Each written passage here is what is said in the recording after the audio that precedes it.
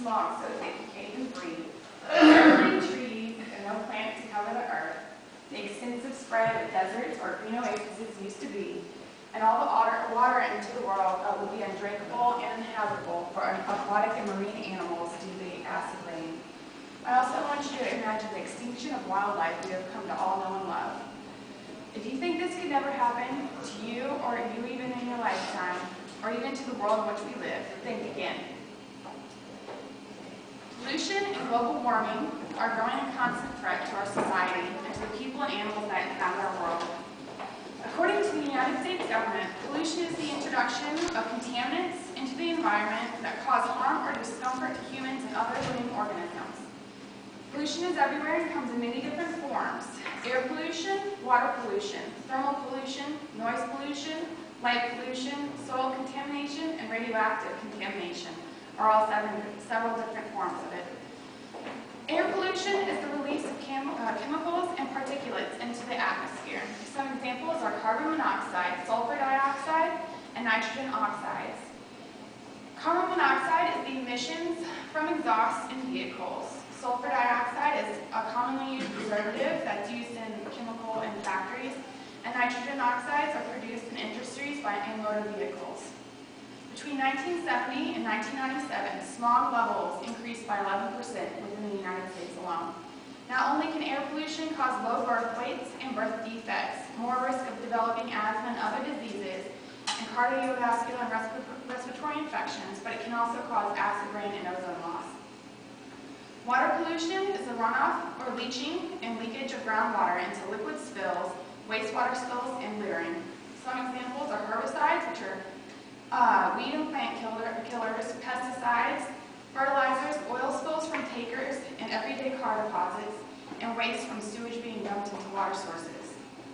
Every day, more than 3 million a year die from waterborne diseases. According to a study conducted by Stanford University, water contamination causes approximately 14,000 deaths per day in underdeveloped countries. Thermal pollution is a temporary change in natural water bodies and is caused by human influences. Many times, power plants and industries use water as coolants, which cause the temperature in water to rise.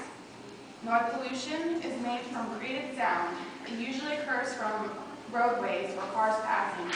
Aircraft, high-intensity sonar. High-intensity sonar are used on ships and everyday purposes. Sonar can actually kill wildlife within miles of its use.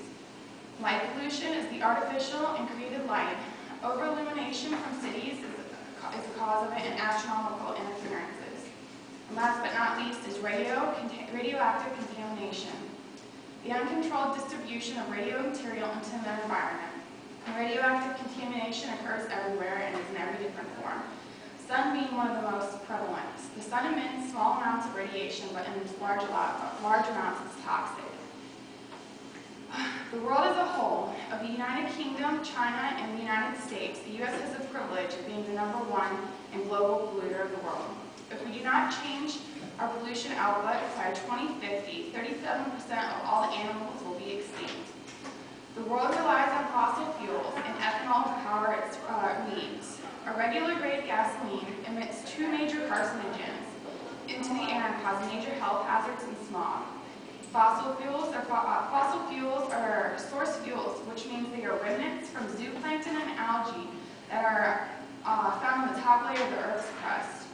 With the ever-growing concern of global warming and pollution, to focus on ways to prevent and stop the threat of pollution, in the past couple years, the United States has passed several acts: Clean Water Act, the Noise Pollution Act, and the Clean Air Act, with the hopes of reducing pollution. The Environmental Protection Agency has established standards for the control of pollution in order to protect human health. Industries are required to use baghouses, which are a fabric filter that are placed on top of the vents to use and filter out dust. Electrostatic precipitators, which are devices that are used to remove particulates from air and gas and are powered by the force of electrostatic charge. The government can't do it on their own. They need the people to help. People as individuals can be the saving grace in the reduction of pollution. The first step in reducing pollution is becoming educated. The more you know, the more you can do to prevent it. Learning ways to save energy on a daily basis, as well as recycling, can be extremely vital in reducing global warming. Every year, more than 900 million trees are cut to provide paper and materials. By recycling and using recycled paper, 17 trees, 7,000 gallons of water, and 400,000 kilowatts of energy can be saved for every ton of paper that's recycled.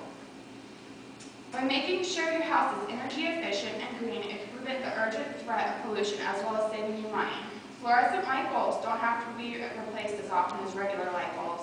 And to reduce, also it reduces energy up to 16 million kilowatt hours of electricity every year just by using fluorescent bulbs. It also saves 300 pounds of carbon dioxide from being released into the atmosphere each year. When you run the dishwasher, make sure it's completely full. By doing so, this can save you 100 pounds of carbon dioxide from being released into the air. Old appliances waste energy and millions of dollars a year. By replacing, we can save millions as well as vital energy.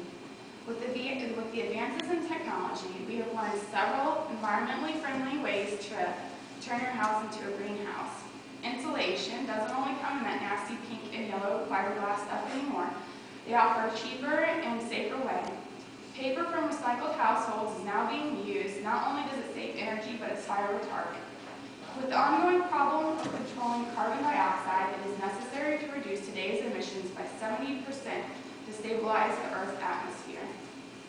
Car companies spend countless hours in research trying to discover a new and efficient way to reduce emissions from automobiles. Vehicles called flex fuel vehicles are designed not only to rely on oil or gasoline. Flex fuel vehicles have been around since the 1980s and are designed to run off E85 gasoline, which is a mixture of ethanol and gasoline. E85 gasoline is highly biodegradable, which makes spills easier to contain and clean, and will prolong the use of fossil fuels. So in conclusion, if we can make minor adjustments to our lifestyle and take extra steps to prevent pollution and the onset of global warming, then we can make sure the children of today and the children of tomorrow will have a healthier and green life to live in.